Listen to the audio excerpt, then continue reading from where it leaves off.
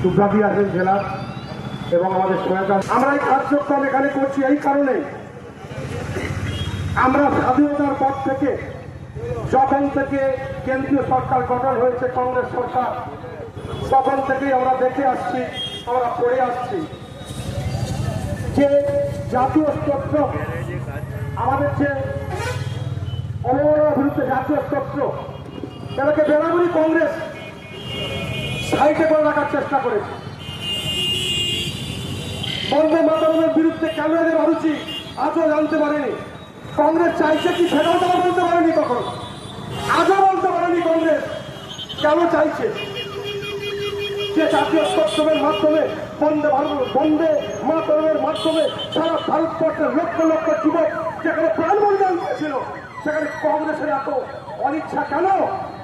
তার কারণ কংগ্রেস কখনো চায় না যে ভারতবর্ষের মানুষ জাতীয়তাবোধে উদ্বুদ্ধ হোক।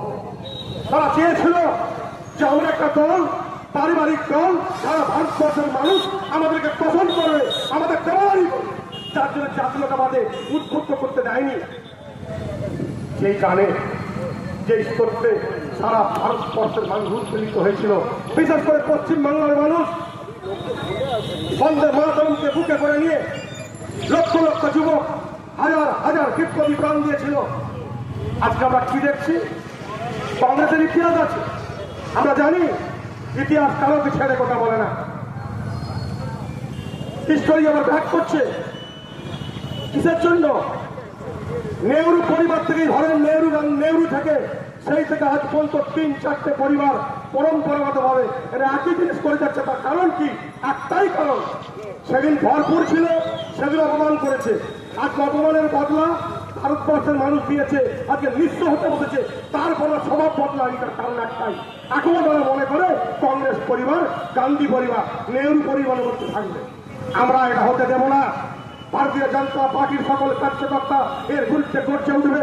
আগেও গর্জে উঠেছিল, যখন ভারতীয় জনতা পার্টির নাম ছিল না তখনও গর্জে উঠেছিল, আজকেও গর্জে উঠছে, আগামী দিনে গর্জে উঠবে। কংগ্রেসের এই অপপ্রয়াসকে আমরা কখনো মান্যতা দেব না এবং এই অপপ্রয়াসকে আমরা কখনো করতে দেব না। কংগ্রেসকে আমরা নিশ্চিত পথে নিয়ে যাব। এইভাবেই বন্দে মাতরমকে ভারতবর্ষের সর্বত্র জায়গায়, ভারতবর্ষের বাইরে বন্দে মাতরমের সম্মান আছে, যেখানে কংগ্রেস সরকার 55 বছর রাজত্ব করে বন্দে মাতরমকে সম্মান দিতে পারেন। আমরা সেই সম্মান ফিরিয়ে দিয়েছি। আমরা পুরো বন্দে মাতরম গাওয়ার জন্য আহ্বান করেছি।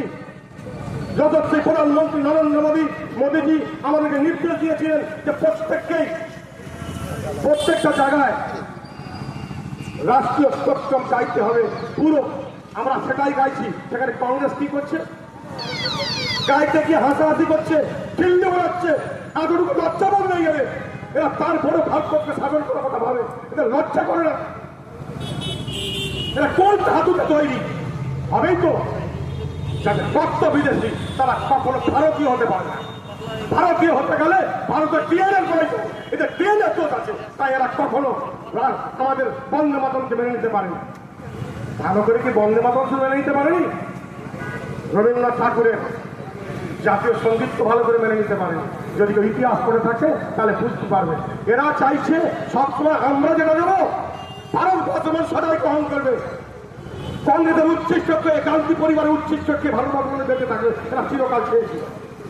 কিন্তু একটি দল নতুন যখন গঠন হওয়ার পর, যখন জনসংঘ তৈরি হলো, তারপর থেকে আস্তে আস্তে বিদ্রোহ শুরু হলো, তখন তাদের টনক লড়ল, কিন্তু তাদের ইতিহাস বদলায়নি, তাদের চরিত্র বদলায়নি। তাই আমরা ভারতবাসীকে, পশ্চিমবঙ্গবাসীকে, আমার এলাকাবাসীকে আমি অনুরোধ করতে চাই, যখন এরকম কোনো কার্যক্রম আসবে, যখন এরকম অন্যায় করবে, কংগ্রেস করুক, যেই পার্টি করুক, তার বিরুদ্ধে আমাদের গর্জে উঠতে হবে। না যদি গর্জে উঠতে পারি, তাহলে আমাদের যে সামনে পরম বৈভবম নেতু মেতা স্বরাষ্ট্রম, আমরা কখনোই ভারতবর্ষকে বৈভবশালী করতে পারবো না। যদি বৈভবশালী করতে হয়, গোড়া থেকে এর ফের সঙ্গে ডুবতে নিতে হবে, নাহলে ভারতবর্ষকে বৈভবশালী করা কখনো সম্ভব না। আপনাকে সবাইকে সুস্থ থাকুন, ভালো থাকুন, ধন্যবাদ।